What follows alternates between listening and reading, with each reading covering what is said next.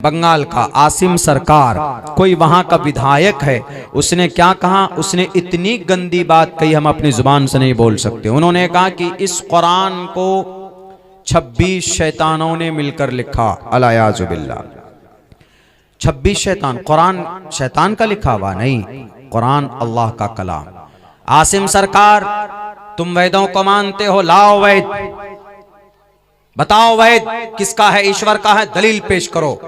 ईश्वर का, ईश्वर ये ग्रंथ मैं नहीं मानता हूं। क्यों? मैंने पढ़ा है वेदों को, कहीं नहीं लिखा है कि ये ईश्वर का कलाम है। लेकिन कुरान कहता है इन्नहु लतंजीलु रब्बिल आलमीन, ये रब्बुल आलमीन का कलाम है। मीर जाफर की औलाद आज भी चीख रहे, चिल्ला रहे। वो एक पागल खड़ा हो गया वहां बंगाल में, हम बाबरी मस्जिद बना रहे। एक मस्जिद एक पिलर नहीं गाड़ा उसने अभी तक, करोड़ों रुपए जमा कर लिए। बाबरी मस्जिद क्यों बनाओगे जी? बाबरी मस्जिद बनाने के लिए जगह दे दी गई है उत्तर प्रदेश में, 6 एकड़ जमीन दी गई, बैरक है वो बनेगी। लेकिन नहीं, पैसा जमा किया जा रहा है अपनी गद्दी बचाने के लिए और फिरक़े बातिला को कुर्सी पर बिठाने के लिए, जालिमों को इख्तिदार में बिठाने के लिए। कौन है वो?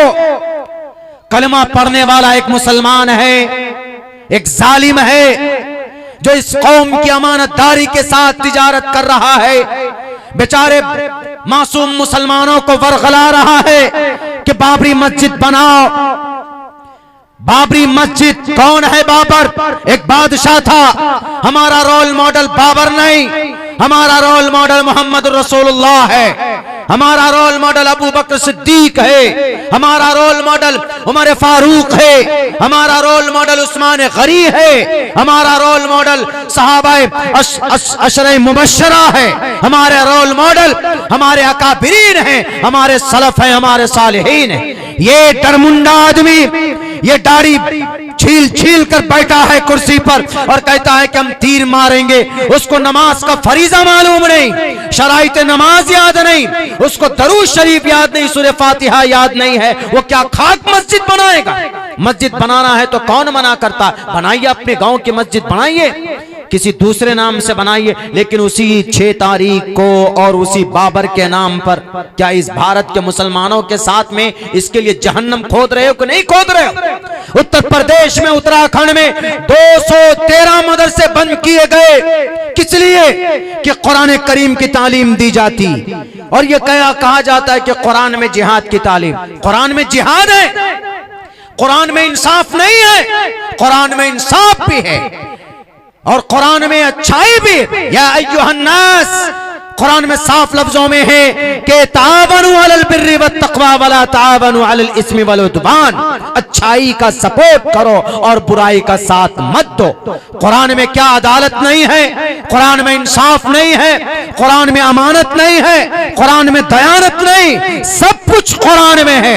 कुरान में निकाह है, कुरान में तलाक है, कुरान में विरासत है, कुरान में इंसाफ है, कुरान में आखिरत है, कुरान में फरिश्ता है, कुरान में सच्चाई है, कुरान में मसावात है, कुरान में इंसानों की जिंदगी गुजारने का एक मेथड, एक तरीका है। अल्लाह का कुरान कहता है शहरु रमजान अल्लज़ी उन्ज़िल फ़ीहिल कुरान हुदल लिन्नास। ये कुरान हिदायत है इंसानों के लिए, हर किसी के लिए, मोहन भागवत के लिए भी, अमेरिका के ट्रंप के लिए भी और इसराइल का जालिम बादशाह के लिए भी। कुरान सबके लिए हिदायत है। मगर यह है कि इस कुरान को मोहरा बनाकर पाबंदी लगाई जा रही। ये दरअसल हम मुसलमानों की बुरे अमल का ये नतीजा है। वरना मेरे भाइयों, अभी एक जालिम ने एक बात कही आपके कुरान के ताल्लुक से, आपको नहीं मालूम होगा।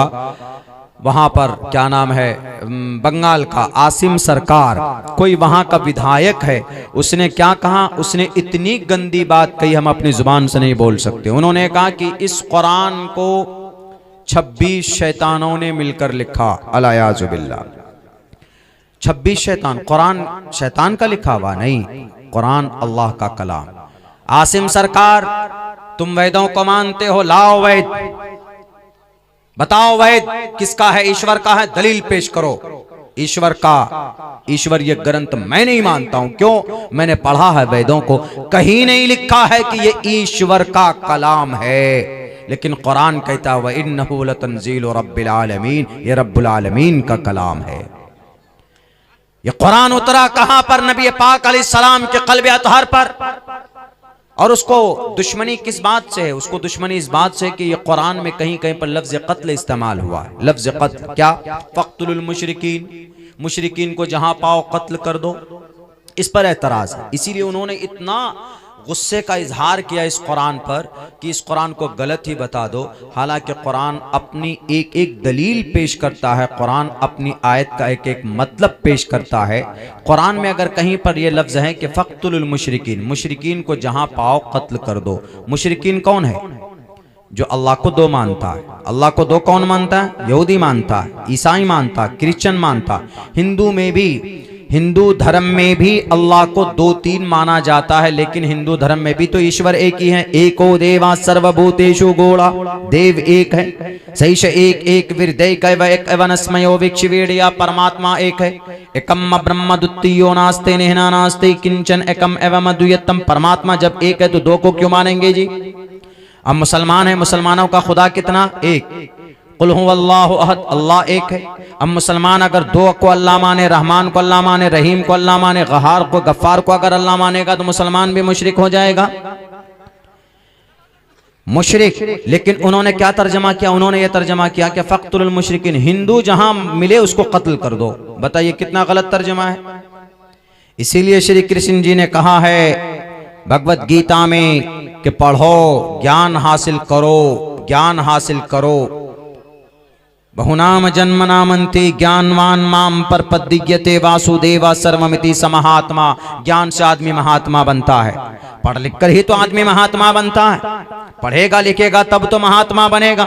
इसीलिए श्री कृष्ण जी ने कहा है आसिम सरकार साहब आप जैसे लोगों के लिए कि पढ़ो, ज्ञान प्राप्त होगा, और जब ज्ञान प्राप्त होगा तभी आप फ़क़्तुलुल मुशरिकीन का सही तर्जमा करोगे। फ़क़्तुलुल मुशरिकीन का तर्जमा अल्लाह के नबी अलैहिस्सलाम पर यह आयत नाजिल हुई, चूंकि वो अल्लाह के साथ अल्लाह का बेटा भी मानते थे। हालांकि अल्लाह का बेटा बेटी लड़का लड़की दादा दादी नाना नानी कोई है नहीं है। कुल हुवल्लाहु अहद अल्लाहुस समद लम यलिद वलम यूलद। अल्लाह का ना कोई बेटा है ना बेटी है, वो किसी का हमसर नहीं, वो किसी के वो बिल्कुल तने तनहा है। लम यलिद वलम यूलद वलम यकुल लहू कुफुवन अहद, कुरान का साफ लफ्जों में ऐलान। बल्कि बाइबल में भी है he has no father no mother no children. उसका ना कोई बाप है, ना माँ है, ना कोई बच्चे हैं। बाइबल में भी ये बात कही गई। जब मक्का से मदीना पहुंचे, अबू जहल के जुल्मों की हमले की ताब ना लाकर अल्लाह के ऑर्डर से जब मदीना पहुंचे, तुम्हारा मजहब तुम अमल करोगे, हमारा मजहब पर हम अमल करेंगे, हम तुम्हारी मखालफत नहीं करेंगे, तुम हमारी मखालफत मत करना, और हमारे लिए साजिशें भी मच रचना, कभी भी इसकी प्लानिंग भी मत करना। ये बात तय हो गई। जब एक मुआदा हो गया कि तुम लड़ाई नहीं करोगे, हम भी लड़ाई नहीं करेंगे। लेकिन अबू जहल जो मक्का में बैठा था, इस उम्मत का सबसे ज्यादा जालिम मुतशद्दिद आदमी, नबी को सबसे ज्यादा अजियत देने वाला इंसान, राक्षस जालिम, नबी पाक अलैहिस्सलाम और उनके सहाबा को सबसे ज्यादा तकलीफें देने वाला यही अबू जहल। अबू जहल अपने मैसेंजर को भेजता है यहूदी के पास और यहूदियों से कहता है कि अरे हमने मोहम्मद को मार भगाया और तुम लोगों ने मदीने में जगह दे दी। अरे कैसे आदमी हो, तुम लोग भी मार भगाओ। यहूदी में से कुछ लोग उनकी बातों में आ गए और मोहम्मद की कत्ल की साजिशें रचने लगे। अल्लाह के नबी अलैहिस्सलाम को अल्लाह ने वही के जरिए खबर दी कि मोहम्मद आप बचकर रहिएगा, आपकी कत्ल की साजिशें हो रही है उन लोगों में से जिनके साथ आपने मुआदा किया, जिनके साथ आपने सुलह किया, जिनके साथ आपने अलायंस किया। मेरे भाइयों, तो अल्लाह तबारक व तआला ने तब ऑर्डर दिया कि मोहम्मद अब उन लोगों को छोड़ना नहीं है, अब उन लोगों को जहां पाओ, किनको? जो यहूदी थे, मुशरिक थे और जो नबी की कत्ल की साजिशें रच रहे थे, उनके लिए फ़क़्तुलुल मुशरिकीन, जहां पाओ कत्ल कर दो। आसिम सरकार बताओ फख्तुल मुशरिकीना में कहां से सनातन धर्मी या हिंदू भाई का नाम लिया गया? क्या उस वक्त में मदीने की सरजमी पर कोई हिंदू था? कोई वहां पर सनातनी था? नहीं था। उससे मुराद यहूदी था। और आज भी अगर कोई यहूदी नबी को या किसी मुसलमान को कत्ल की साजिशें करेगा, यहूदी छोड़िए, भारत के अंदर अगर किसी इंसान को ज़िबा करने के लिए कोई आ जाएगा तो सुप्रीम कोर्ट कहता है कि उस इंसान को अपनी जान बचाने के लिए पत्थर और हथियार उठाने की इजाजत है, सेल्फ डिफेंस के लिए। जब भारत का संविधान भी कह रहा है तो उस वक्त अल्लाह के नबी ने, अल्लाह ने अगर ऑर्डर दिया कि मोहम्मद उन मुशरिकों को पकड़कर जहां मिले पकड़िए, कत्ल कीजिए, तो वो मुशरिक थे जो नबी को कत्ल करना चाहते थे, हिंदू नहीं थे। बहरकैफ ये बड़ी डीप बात थी जो आप लोगों के सामने में मैंने पेश की है, जिसको मुद्दा बनाकर कुरान को बदनाम किया जाता। तो इन तमाम शुरूर व फितन के खात्मे के लिए क्या जरूरी है? तालीम जरूरी है। अपने बच्चों को जब तक हम तालीम नहीं देंगे तो हमारा बच्चा ऐसे ही सनफिस्ट पी पी कर अपनी जवानी को बर्बाद कर लेगा। मेरे भाइयों, सबसे मुबारक और सबसे मोहतरम जो टाइम है हमारे बच्चों का वो यही 15 साल की उम्र से लेकर जो कीमती वक्त है हमारे नौजवानों का वो यही 14-15 साल से शुरू होकर 45, 46, 50 साल की उम्र तक रहता है। और हमारा नौजवान इन्हीं कीमती औकात में, कीमती वक्त को कोई सनफिस्ट पीकर ज़ाय करता है, और कोई नौजवान तो वो सिगरेट पीता है, बीड़ी पीता है, मुंह भरकर गुटखा और तंबाकू खाता है, एकदम परेशान कर देता है सबको। ऐसा नहीं होना चाहिए। नौजवानों, तबाही की साजिशें रची जा रही है। भारत जैसे पुरअमन, ये हमारे सीमांचल जैसे, बिहार जैसे और पूरे भारत के अंदर अगर आप तैयार नहीं हुए, अगर आपने अपने गुनाहों से तौबा नहीं किया, तो हमें अपने गुनाहों की आमाले बद, हमारे अमल बद की वजह से हम मुसलमान धंसते चले जाएंगे, खात्मा हो जाएगा आपका हमारा। कोई नहीं बोलने वाला, कोई नहीं। ये जितने भी लोग चीख रहे चिल्ला रहे हैं कि हम कौम के कायद हैं, झूठे हैं, ये गद्दार है, लुटेरे। आपका कोई अगर मुहाफिज है तो वह अल्लाह की जात है और कोई नहीं। अल्लाह का बनकर तो देखो, पाबंद सलात तो करो, दूसरों की मदद तो करो। अल्लाह का नेक बनने के लिए क्या जरूरी? क्या हथौड़ा लेकर हिमालय पहाड़ पे चढ़कर उसको तोड़ना जरूरी नहीं। 24 घंटे में 5 वक्त की नमाज अदा करने। आप जो भी काम करते हैं, टीचर हैं तो जाइए पढ़ाने, किसान हैं तो जाइए खेत में, तिजारती ताजिर हैं तो जाइए अपनी दुकान पर। नमाज का वक्त होता नमाज पढ़ लीजिए। किसी की बेईमानी मत कीजिए, पैसों की भी नहीं, माल दौलत की भी नहीं। मेरे बाद में आपके महबूब मुकर्रिर आने वाले हैं, कारी सोहराब साहब चाबदानी, वो आने ही वाले होंगे, रास्ते में होंगे।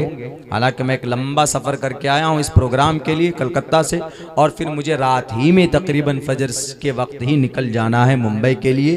कल हमें मुंबई पहुँचना है। हम उधर कलकत्ता से भी जा सकते थे, लेकिन जब बात यह आई कि नहीं इस प्रोग्राम में शरीक होना है, मस्जिद का जलसा है, हमने कहा कि भाई मस्जिद के जलसा है तो ज़रूर पहुँचेंगे इंशाअल्लाह। वैसे भी हमारी मस्जिदों को तोड़ने के लिए कोशिशें की जा रही है, साजिशें की जा रही है। तो मेरे भाइयों, मेरे साथियों, मैं कहना ये चाह रहा हूँ कि आज के इस पुरफितन दौर में मुसलमानों, अगर आप जो भी काम कर रहे हैं कीजिए, पूरी अमानतदारी के साथ कीजिए, तो आपसे बड़ा मुत्तकी और आपसे बड़ा कोई तकवा वाला नहीं है। नमाज का वक्त हो जाए नमाज पढ़िए, ज़कात आप पर फर्ज है ज़कात दे दीजिए। आप ताजिर हैं ईमानदारी से तिजारत कीजिए। आप अगर किसान हैं तो किसानी का काम कीजिए। हर काम वक्त पर कीजिए, ईमानदारी के साथ कीजिए। आपसे बड़ा अल्लाह का वली कोई नहीं। अल्लाह का वली बनने के लिए क्या हर वक्त सजदे में माथा रखना जरूरी है? नहीं। जुबान अच्छी रखिए, किसी की जमीन पर नाजायज कब्जा मत कीजिए। आजकल तो बहुत आसान है ना, किसी के भी प्लॉट पर, किसी की जमीन पर किसी के पैसे बेईमानी कर लेते हैं। बहुत खतरनाक वईद है। अल्लाह के नबी अलैहिस्सलातु वस्सलाम का फरमान है कि कल क़यामत में एक आदमी हाजी होगा, नमाजी होगा, तहज्जुद गुजार होगा, गोया कि एक नेकियों की एक पहाड़ लेकर हाजिर होगा। यानी इतनी सारी नेकियां होगी कि अंदाजा नहीं लगाया जा सकता। मगर वो पहुंचेगा, उसकी नेकियां खत्म हो जाएंगी, उस आदमी को उठाकर जहन्नम में डाला जाएगा सिर्फ एक बुरे काम की वजह से। वो बुरा काम क्या है?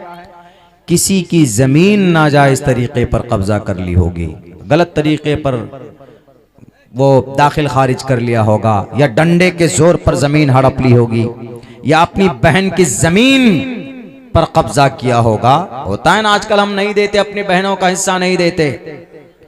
और हमारे बाप लोग भी कैसा करते हैं कि बेटे के नाम पर एक बेटे को ज्यादा एक बेटे को कम, नाजायज हराम नहीं दे सकते आप। भले ही बेटा आपका नाफरमान हो, नाफरमानी करेगा तो उसकी सजा उसको मिलेगी, लेकिन आपके हक में से बराबर होगा। इसका बेहतर तरीका यही है, अगर आप बंटवारा करते हैं तो बराबर कीजिए, सारे परिवार सारे फैमिली मेंबर को। नहीं करते तो छोड़ दीजिए, मरने के बाद वो लोग आपस में बंटवारा करेंगे। लेकिन हमारे मुसलमानों में बहनों को महरूम कर दिया जाता, बहनों को हिस्सा नहीं मिलता, तड़के में से, जमीन में से, प्रॉपर्टी में से, नाजायज और हराम कल कयामत में देना पड़ेगा। या बेईमानी करके किसी के पैसे नहीं देते, कर्ज ले लिया किसी से 1 लाख रुपए, 50,000 रुपए, 10,000 रुपए, लेकिन जब बारी आती है वापस करने की तो नहीं देते। ये हुकूकुल इबाद में आता है। कल कयामत में अल्लाह कहेगा कि नमाज नहीं पढ़ी थी, तुमने दुआ मांगी थी, रोकर मैंने तुझे माफ कर दिया, जा। ज़कात नहीं दी थी तूने, मेरा हक है, कोई बात नहीं, जा माफ करता हूं। रोजा नहीं रखा था, माफ करता हूं, जाओ। लेकिन किसी की जमीन पर कब्जा करके तुम आए हो, तुम फला का पैसा मार कर आए हो और तुमने रिश्वत देकर नाजायज तरीके पर किसी को जबरन जेल में रखा हुआ है, और या किसी को तुमने अपनी जुबान से तकलीफ दी है, उसने तुम्हें माफ नहीं किया है, तो उस आदमी का हक तुम पर है। और जब तक वो माफ नहीं करेगा मैं माफ नहीं करूंगा।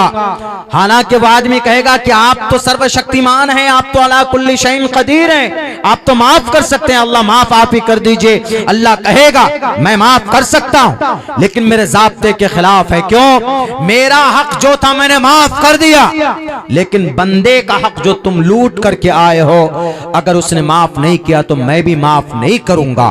बिलाखिर सारे हकदार आएंगे उस नमाजी के पास, उस मुत्तकी के पास, और अपना एक एक हक मांगेगा।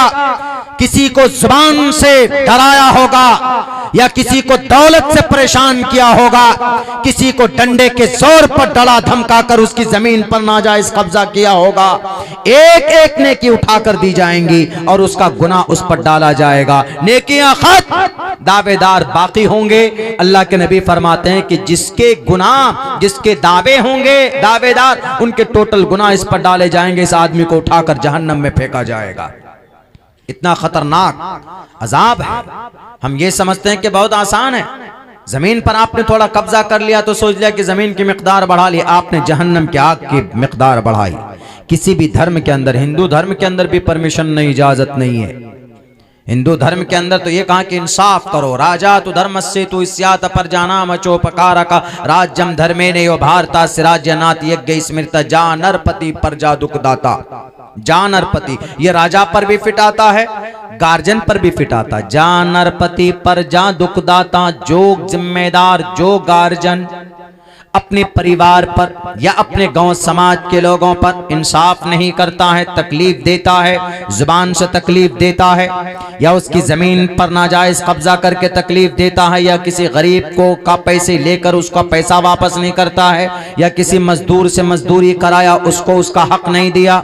जान नरपति प्रजा श्रीमद् भगवत गीता का मंत्र है, कोई छोटी मोटी किताब का नहीं है। हिंदू भाइयों, आप भी अगर किसी को नाहक परेशान करते हो तो जान नरपति प्रजा दुखदाता, जो गार्जन, जो जिम्मेदार किसी को दुख देता है सो नर तुरत नरक में हो जाता, तो आदमी फौरन नरक में जाएगा, फौरन नरक में जाएगा। अच्छा पैगाम, भले ही संस्कृत में है, हिंदू धर्म का है, लेकिन है अच्छा। मेरे भाइयों, इसीलिए ये पुरफितन दौर में अपने अमल को सुधारने की ज़रूरत है। कोई आपको बचाने के लिए नहीं आएगा, बस आपको अगर इस पुरफितन दौर में कोई बचा सकता है तो अल्लाह तबारक व तआला की ज़ात ही आपको तमाम परेशानियों से बचा सकता। इसलिए कि वही अल्लाह है जो सर्वशक्तिमान है, जो किसी से डरता नहीं है और किसी की ताकत उसकी ताकत से बढ़कर नहीं है। कारी साहब आए क्या? अरे बुला लीजिए, जल्दी से बुला लीजिए। तो अल्लाह तबारक व तआला आज भी अपनी ताकत के साथ है, लेकिन मांगने वाला चाहिए। अल्लाह की मदद अगर आज भी नेक हो, इंसान अल्लाह से मांगे तो अल्लाह की मदद आज भी उतरती है। अल्लाह वाले कहां नजर आते हैं? अल्लाह वाला नेक बनने के लिए आलिम होना जरूरी नहीं है, आलिम होना जरूरी नहीं है, बल्कि आम इंसान भी उस मकाम को पहुंच सकता है। एक अल्लाह का नेक बंदा, आलिम भी नहीं, नेक बंदा, अल्लाह तबारक व तआला का महबूब, रास्ते में एक डाकू घेर लेता है, कहता है कि मैं तुम्हारा माल लूट कर तुमको ज़िबा करके यहीं पर दफन कर दूंगा। वो कहता है कि ठीक है, मुझे मार कर तुमको क्या मिलेगा? कहा कि कुछ तो मिलेगा, जो मिलेगा, लेकिन मैं तुम्हें पहले मारूंगा। मैं डाकू, मेरा काम ही किसी तुमको मारना है, लोगों को मारना, और तुम आज आ गए हो। उन्होंने कहा कि ठीक है, मैंने किसी का कुछ तो बिगाड़ा नहीं है, एक काम करो, मुझे 2 रकात नमाज पढ़ने की इजाजत दे दो, मैं 2 रकात नमाज अदा करूंगा, उसके बाद फिर तुम मुझे मार देना। अल्लाह का नेक बंदा था, अल्लाह का नेक बंदा, किसी का बुरा नहीं चाहता, फौरन वहीं पर खड़ा होकर नियत बांधता है और शुरू करता है 2 रकात नमाज, आखिरी नमाज, कि बस मेरी जिंदगी की आखिरी नमाज। वो ये कह रहा था डाकुओं से, सुनो, तुम मुझे ये मत समझना कि मैं डर कर नमाज पढ़ रहा हूं, अल्लाह से मदद मांग रहा हूं, नहीं, मेरी जिंदगी में बस मैं ये आखिरी नमाज पढ़ना चाहता हूं, उसके बाद फिर पता नहीं मुझे मौका मिले कि नहीं मिले, इसीलिए मैं नमाज अदा करना चाहता हूं। डाकू कहता, पीछे तलवार लेकर खड़ा होकर कहता, जल्दी पढ़। लेकिन जब कोई नहीं आता तो अल्लाह की मदद आती है। उन लव अक़सम बिल्लाहि ला बर्रहुल्लाह, कुछ अल्लाह के नेक बंदे ऐसे होते हैं कि जब वो जमीन पर कसम खा लेता है तो अल्लाह आसमान पर उसकी कसम को पूरा करता है। कुछ अल्लाह का नेक बंदा ऐसा होता है। तो फौरन उसकी जुबान से आवाज होती है, अम्मन युजीबुल मुस्तर्र इज़ा दअहु व यक्शिफुस सूअ। नमाज मुकम्मल नहीं होती, आसमान से अल्लाह तबारक व तआला मदद भेजते हैं। एक घोड़े पर सफेद लिबास पहना हुआ एक फरिश्ता आता है और फिर उस डाकू को वहीं पर हलाक करता है। वो आदमी नमाज मुकम्मल करता है, नमाज के बाद देखता है कि डाकू का खात्मा हो चुका है, डाकू वहां पर मर चुका है। वो नमाज पढ़ने के बाद अल्लाह का नेक बंदा उससे कहता है कि तुम कौन हो? वो कहता है कि बस मैं वो हूं जिसको तुमने अपनी नमाज में पुकारा था, अम्मन युजीबुल मुस्तर्रा का मैं गुलाम हूं, मुझे रब ने भेजा है। साफ पता चलता है कि जब कोई अल्लाह का नेक बंदा होता है तो अल्लाह उसकी मदद करता है। इसीलिए मुसलमानों, आज हमारा गुनाह इतना बड़ा है कि पहाड़ों से भी ज्यादा बड़े हमारे उम्मत मोहम्मदिया के गुनाह हो चुके हैं। अल्लाह तबारक व तआला चाहता तो इस कौम को हलाक व बर्बाद कर देता, लेकिन जनाब मोहम्मद रसूलुल्लाह के सदक़े में, उनके दुआओं के सदक़े में आज हम जिंदा है कि बैक वक्त ये कौम खत्म नहीं हो रही है। वरना अल्लाह ने कौम लूत, हजरत लूत अलैहिस्सलाम की बात नहीं मानी, पूरी कौम को तबाह बर्बाद कर दिया। कौम आद, कौम समूद अपने नबी और रसूल की बात नहीं मानी, उनकी शरीयत की मुखालफत की, तो अल्लाह तबारक व तआला ने उनके ऊपर हवा और आंधी और तूफान जैसा अजाब लाकर उनको इस जमीन के ऊपर एक निशानी बनाकर रख दिया, इबरत बनाकर रख दिया। इसीलिए आज हमारे भी गुनाह इतने बड़े हैं कि अल्लाह चाहता तो अल्लाह तबारक व तआला इस धरती के ऊपर हमें भी बाइस इबरत बना देता, लेकिन नबी पाक अलैहिस्सलाम के ऊपर कुर्बान जाओ, उनकी दुआओं के सदक़े में आज हम और आप जिंदा है। आज जिंदा है, हमें रोटियां मिल रही है, हमें अल्लाह तबारक व तआला की तरफ से बैक वक्त हलाक नहीं किया जा रहा। लेकिन ऐ मुसलमानों, क्या जो गजा में 2 लाख मुसलमान मारे गए, क्या इस उम्मत मुस्लिमा के गुनाहों की क्या ये सजा नहीं है? क्या जो आन जाइए, आज भी अल्लाह तबारक व तआला के आखिरी नबी मोहम्मद रसूलुल्लाह के सदक़े में अल्लाह का अजाब रुका हुआ है। इसीलिए सुधरने का वक्त है। अगर हम आज भी सुधर गए तो इंशाअल्लाह तबारक व तआला इन छोटे छोटे गुर्गे, ये जितने भी कुर्सी पर बैठने वाले ये ताकत का नाजायज इस्तेमाल कर रहे हैं, अल्लाह इन सब को निपटा देगा, अल्लाह इन सब को देख लेगा। अल्लाह से दुआ करता हूँ अल्लाह कहने सुनने से ज्यादा हम तमाम मुसलमानों को उन पर अमल की तौफीक अता फरमाए। बहुत बहुत शुक्रिया। जज़ाकल्लाह। अस्सलामु अलैकुम व रहमतुल्लाहि व बरकातहू।